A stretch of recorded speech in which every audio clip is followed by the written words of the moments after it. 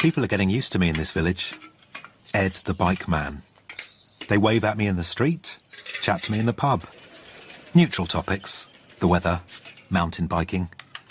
But every once in a while, a new customer. I replace his cables, oil his brakes, and he says, "Thanks ever so much. You're not from round here?" And I say, "No, London." And he says, "Oh, London." Then he waits for the explanation of my exile from the metropolis. But I just smile. And he smiles.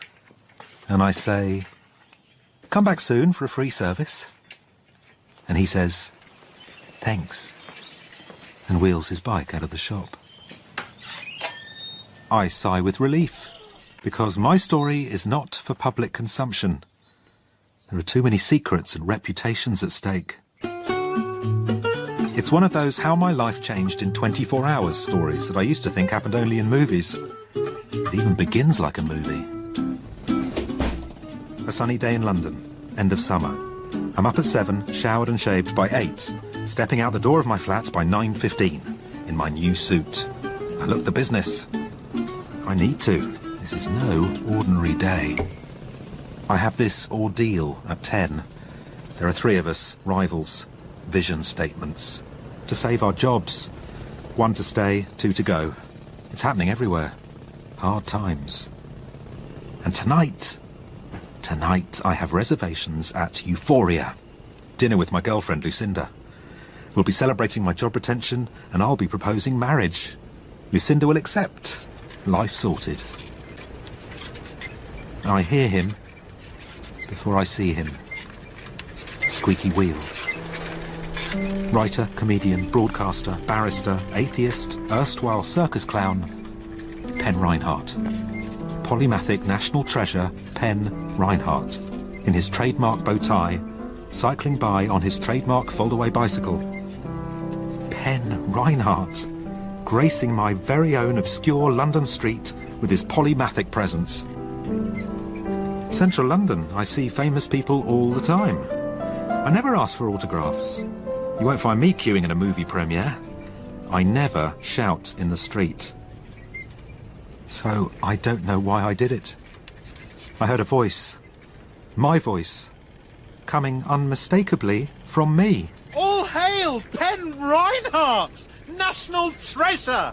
Gosfield Street is not worthy of you! Pen Rhinehart is renowned for his courtesy. He turns, smiles, waves. This causes him to wobble. A second later, he cycles straight into a delivery van. Does an aerial head roll over the handlebars onto the roof of the van. Slides off. He's lying there. No one about. No van driver, no pedestrians. Just me and Pen. I know what I must do. Rush to his aid, check vital signs, call ambulance, keep him comfortable until ambulance arrives. I know what I did. Rushed back through the door of flat, slid under duvet, lay there. Oh, it's hot in here. I need to think. Oh, it's not fair. Day began so well. Now there's a national treasure lying comatose in my road and it's all my fault. Oh.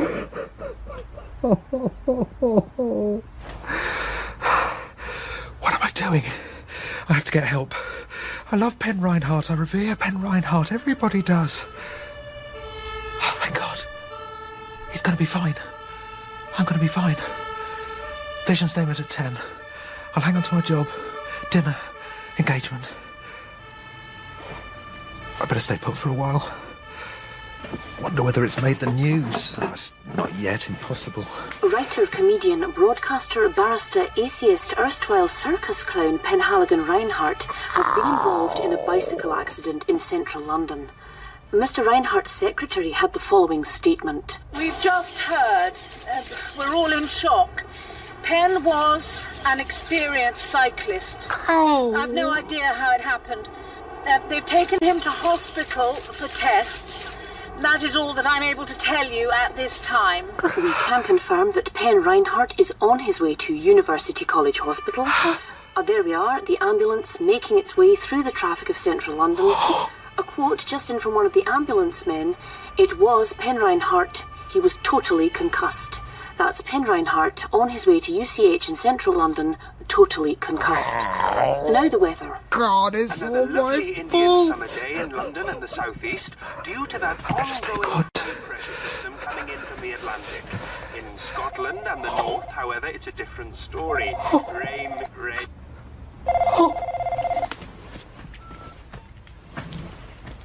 Hello. Is that Ed Hanson? Who is this? Ed? It's Kitty, from the library. Kitty works in the children's department. She's your classic introvert. Never speaks. Sweet smile. Great with the kids. Ed, I'm sorry to bother you, but we're starting, and you're not here. I'm on my way, Kitty. The chairperson from the council is here. Who? Barbara Wynne-Jones. She's with the personal secretary to the Minister for Libraries, Culture and Sport, Oliver... somebody, I didn't get his last name. Nick invited them. They're staying all morning to watch the presentations. Your name is first on the list. Oh. They keep asking where you are. Tell Alexei to go first. Alexei's hiding in the loo. Oh, then you go first, Kitty. Me? Okay, if they let me. Tell Nick I'm getting a cab. I know. I'll tell them you're helping a little old lady who got hit by a bus. Oh.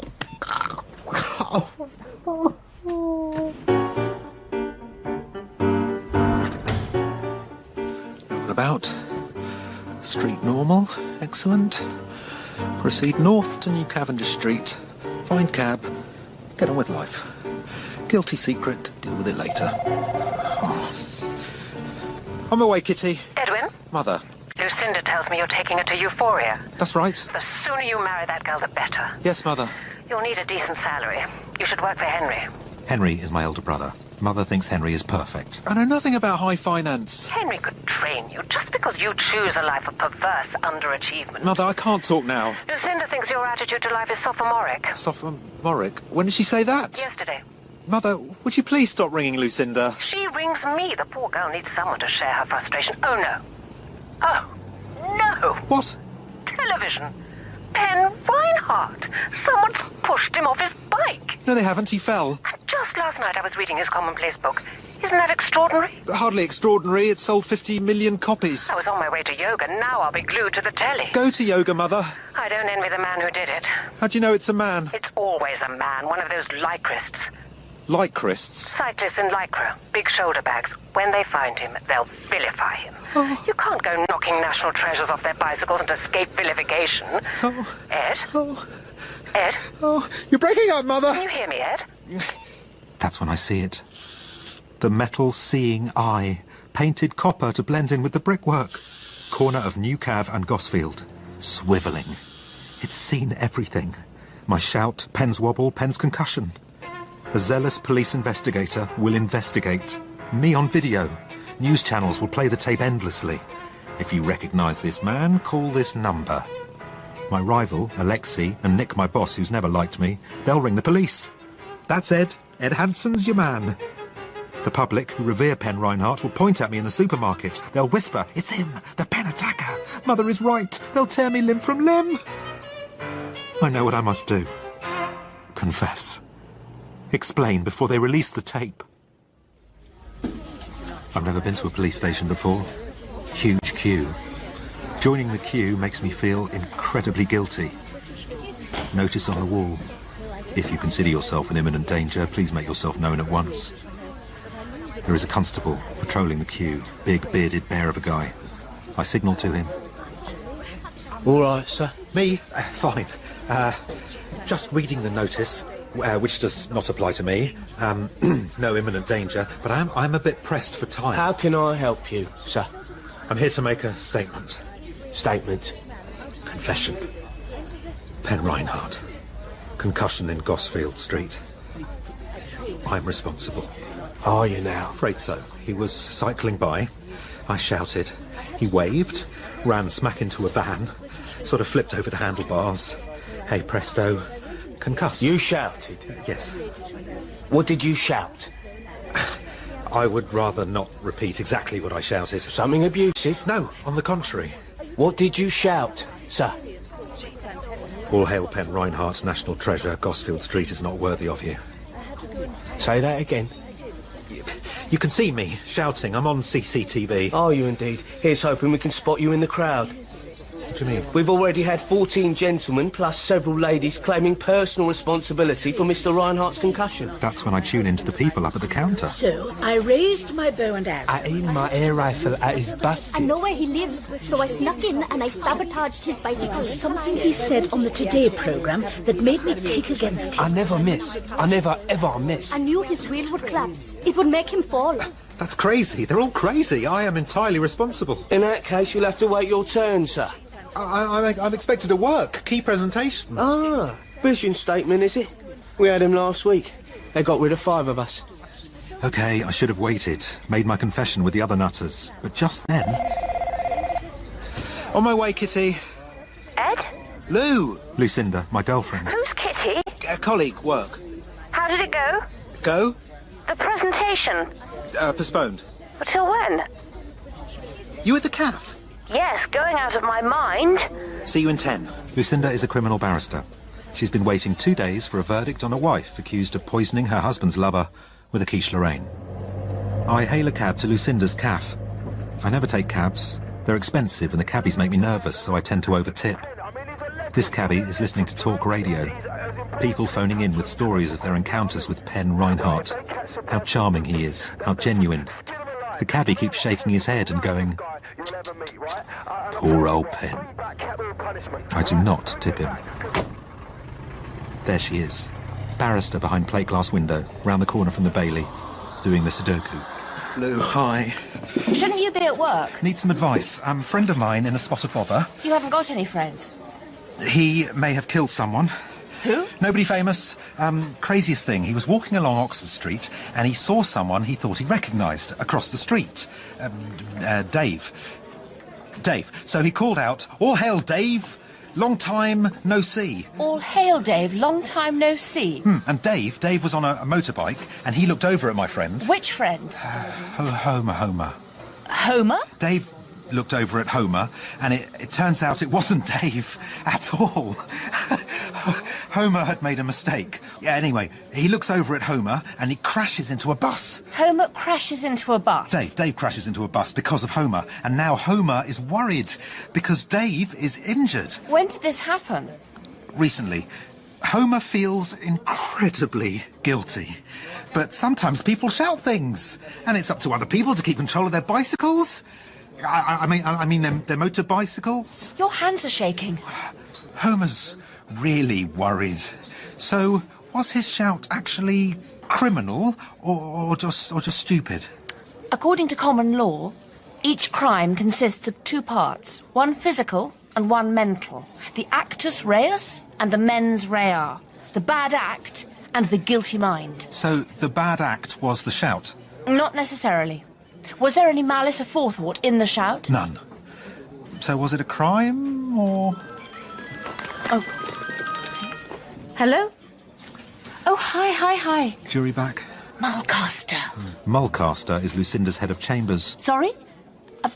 Definitely. I will consider the statutory implications of that proposal. No. What? No. Penn Rhinehart is in a coma. Coma? Well,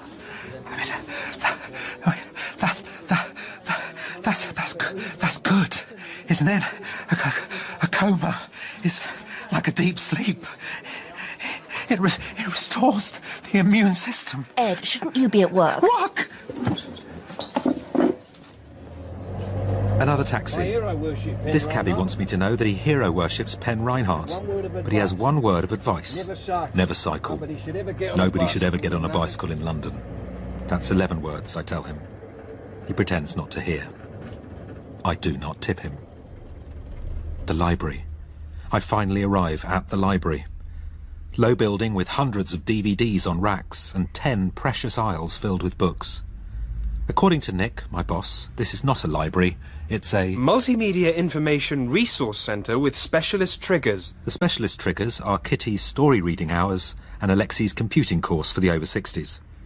I am not a specialist trigger. All I can do is stand around and enthuse about the books. 11:15. I can see Alexei through the plate glass partition, explaining his vision. Behind him, a PowerPoint screen filled with colour-coded pie charts. His vision: books obsolete, virtual media essential. My boss Nick is nodding with approval. Barbara Wynne-Jones, the council chairperson, is taking copious notes.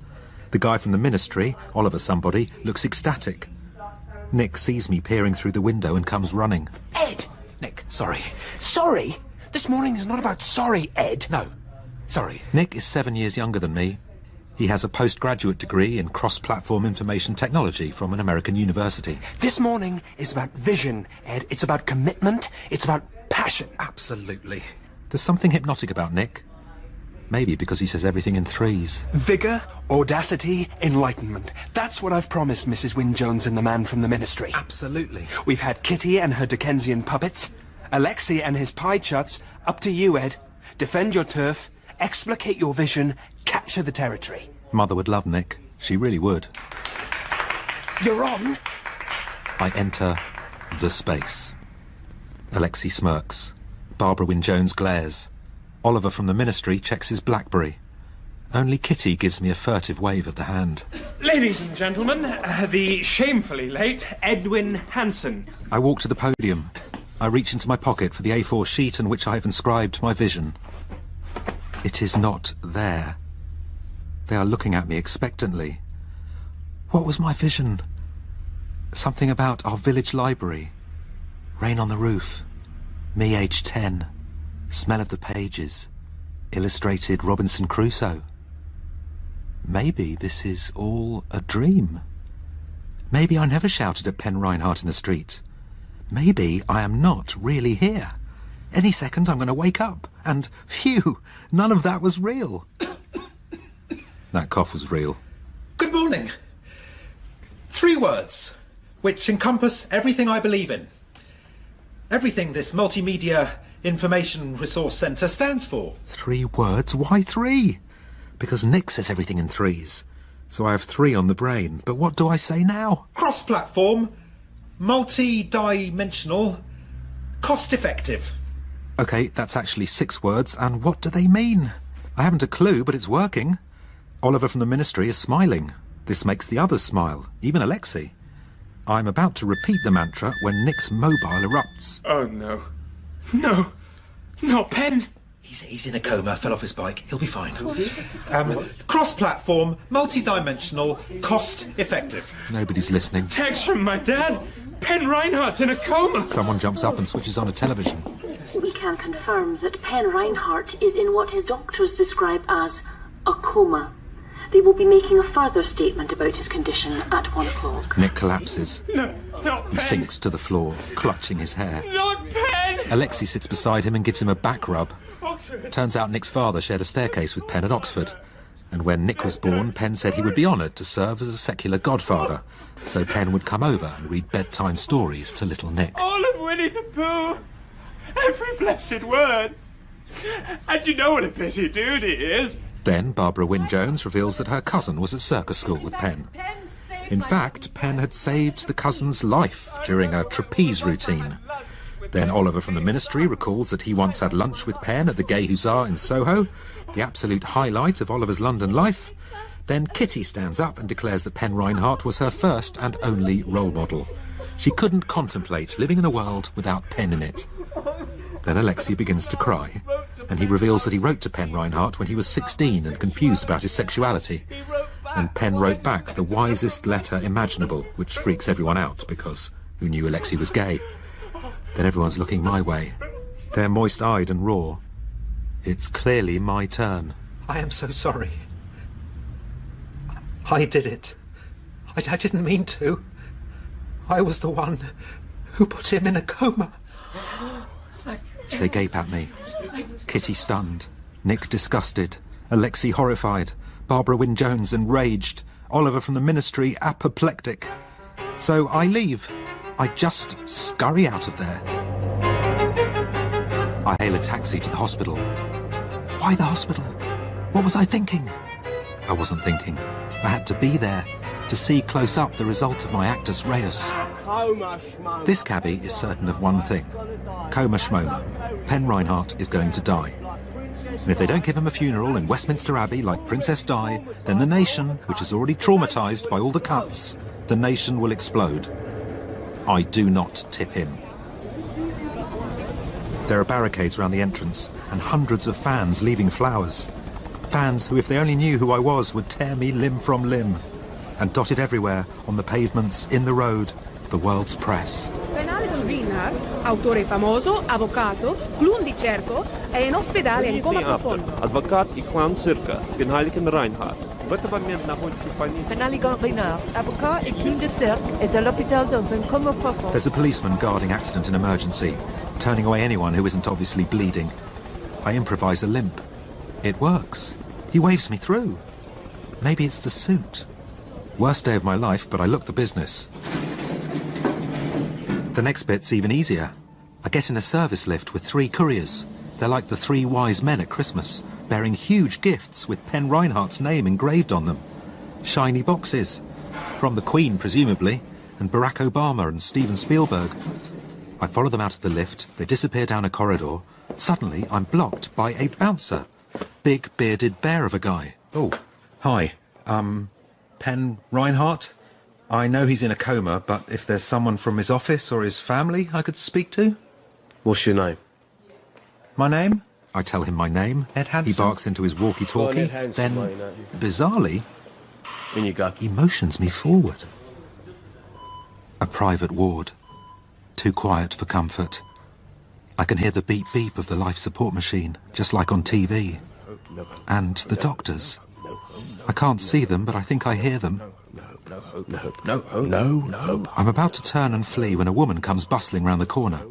I've seen her on the news.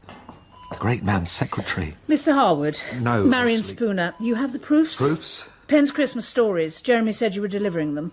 Ah! Yes! They'll be here shortly. I begin to lie with great fluency. Jeremy just wanted to check the pagination. Pagination? Any minute now they'll be here. May I say how sorry we all are in the editorial department about Mr. Rhinehart? Oh, call him Penn. He was fond of you. Was he? Yes, after your meeting last week, he said, there's an agent will go far. I'm his agent. You're his agent's assistant. I'm his agent's assistant. Are you on cocaine, Mr. Harwood? No, never. Well, occasionally, you know, at parties with the other agents. How is Penn? Coma. Coma. Deep sleep. It restores the immune system. He'll wake up. I hope not. Sorry? The doctors believe it's unlikely he'll re-emerge as Pen Rhinehart. Oh, God. Send him your prayers if you're that way inclined.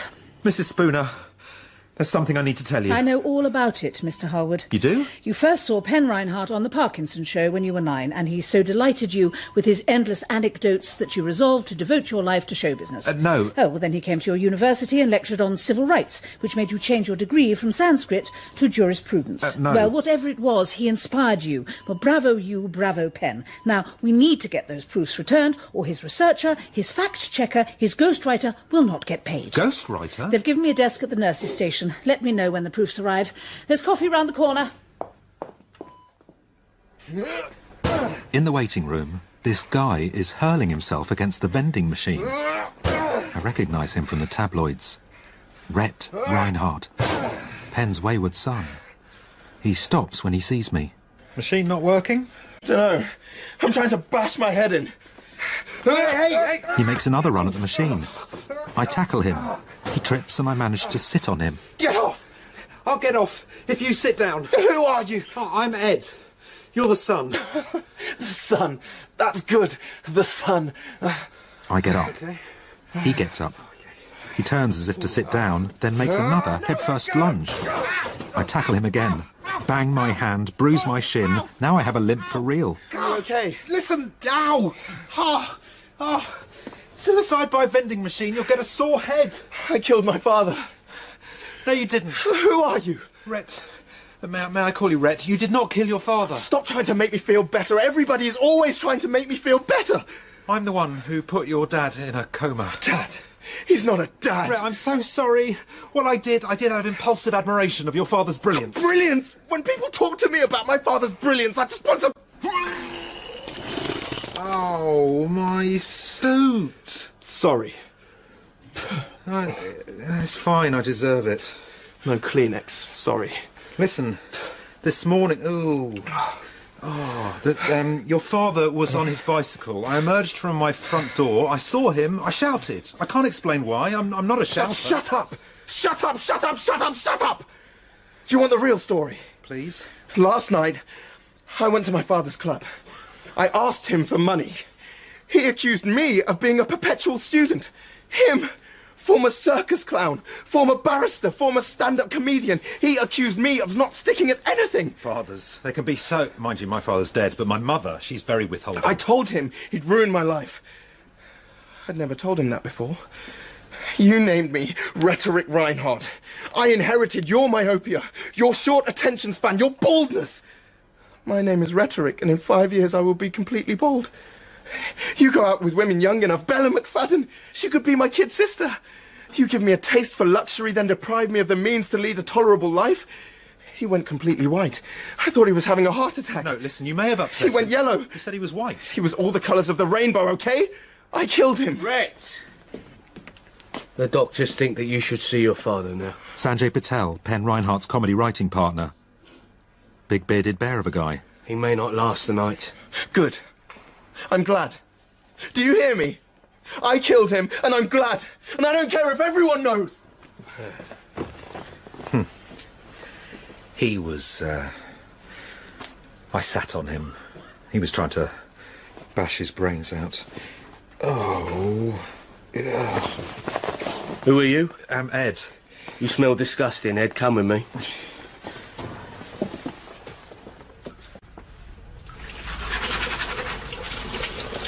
Don't rub so hard. That's a silk lining. Right. I think we're making it worse. I love this jacket. Quality material. My dad was a tailor. What are you doing? Giving it some heat. Listen, I know how much you love Pen Rhinehart. Do ya? All those terrific series you wrote together. Thank you. So what I have to say may upset you. Really? Pen, coma, person responsible, me. Who are ya? I'm nobody. This morning, outside my flat, Pen was on his bicycle. He was cycling by. So? I saw him. I shouted. Don't ask me why. I'm not a shouter. Shouted what? A salutation. Salutation.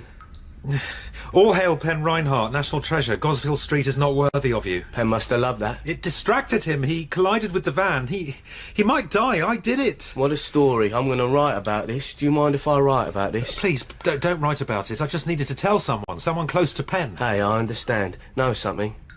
When I heard he was in a coma, part of me wept. The other part, rejoice. You love him. Love, hate, admire, resent, revere, resist, embrace, repel, understand?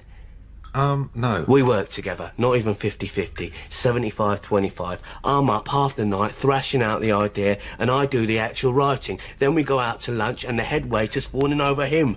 Other celebrities making a pilgrimage to our table like he's a secular saint. Well, he is in a way. I came here today to make sure the bastard is dead.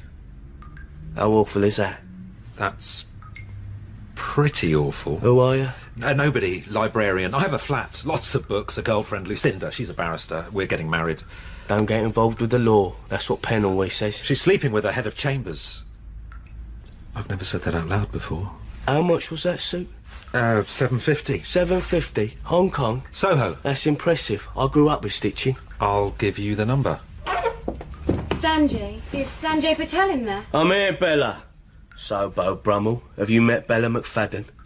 Bella McFadden. Pen Rhinehart's incredibly sexy, Oxford-educated actress girlfriend. Marion Spooner says you should come quickly, Sanjay. You have to say your final goodbye to Penn. Who's this? This is Ed. Ed, Bella, Bella, Ed. See ya. Hi. You're dripping. Why are you dripping? Well, bit of a mishap. Will you take me for coffee? Not out there, it's a madhouse. There's a cafeteria just for neurosurgeons in the annex. They gave me the code. The place is packed. Walls blood red. Nothing on offer but roast beef, very rare, and green beans. Neurosurgeons plying scalpels and forks with great dexterity, drinking gallons of coffee. We find a quiet corner. Isn't this heaven? I had no idea. I intend to come here all the time. Let's hope you won't have to. Won't have to. That Penn will recover. Oh, I doubt that. The side of his head was smashed in. None of the TV reports have dared mention it. I'm so sorry. Bella, is it okay if I call you Bella? You're from Conti. Conti? Consolidated Talent, Penn's agent. I'm with Hermione Skelton Associates, but sometimes I feel they're, not attentive to my needs the way Conti are with Penn. May I extend my condolences for what's happened? Poor Penn. He could be a very controlling, opinionated, joyless pig, though I loved him to bits. Bella, listen. I need to leave Hermione. Do you? I know, everyone thinks she's this magical agent, but really, there is no rapport there. I need rapport. Whenever I speak to Jeremy, there's always this latent... Rapport? I feel it with you, too. So, will you run it past Jeremy? I know he thinks Penn and me at the same agency, incestuous. But now that Penn's got like half a skull, just say Bella wants to have a coffee. You'll understand. You will? Oh, you are adorable. She jumps up and caresses my face. Then she kisses me. Bella McFadden is kissing me, and that's when Bella. I'm in a relationship, and there's something you really shouldn't... You're upset. Why are you upset? I killed Penn Rhinehart. Don't be silly. It wasn't your fault the boys in the senior common room was cancelled. I know Penn blamed Conti. Penn blames everyone. This morning, Penn was on his bicycle. He was cycling by. I shouted. I can't explain why. I'm not a shouter. Good. I hate shouters. He collided with the van. Now he's going to die. I'm incredibly guilty. Do you understand? God. Unbelievable. I feel terrible. So unexpected. Exactly. One spontaneous gesture, 1 second of unthinking... Pink. What? Pink off the shirt on the surgeon behind you. I've been searching for that shade all my life. Have to take a photo. Oh my God, I have come close to that pink only once in my life. Jaipur. So Bella photographs her rare shade of pink. She gives her autograph to its owner. I slink away. Corridor of the trauma ward. The doctors, where are they? Sounding more strident. No hope, no hope, no hope, no hope, no hope, no hope. I decide to get myself out of there before the real Ed Harwood turns up with the proofs. Ah, there you are. Mrs. Spooner. You'd better go in now. Me? In there. Say your goodbyes on behalf of Consolidated Talent. Right.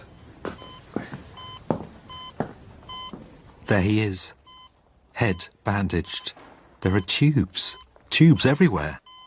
Mr. Rhinehart. Penn.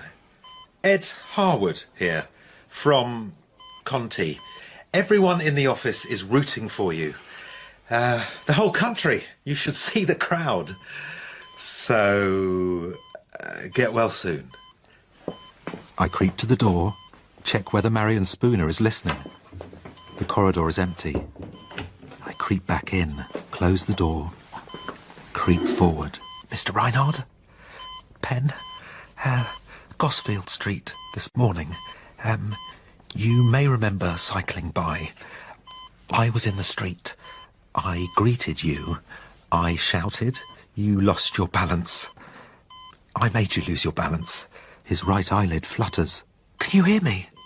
Oh, Mr. Rhinehart.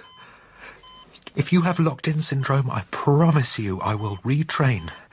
I will learn how to translate the flutterings of your right eyelid into works of lucid prose. His right eyelid flutters again. Because if it hadn't been for me and that stupid shout... But my intention was pure. I would do it again, sir. All hail Penn Rhinehart, national treasure. Gosfield Street is not worthy of you. Right eyelid blinks violently, then opens. Right eyeball gazes at me. You're alive. Sentient. All hail Penn Rhinehart. You little imbecile.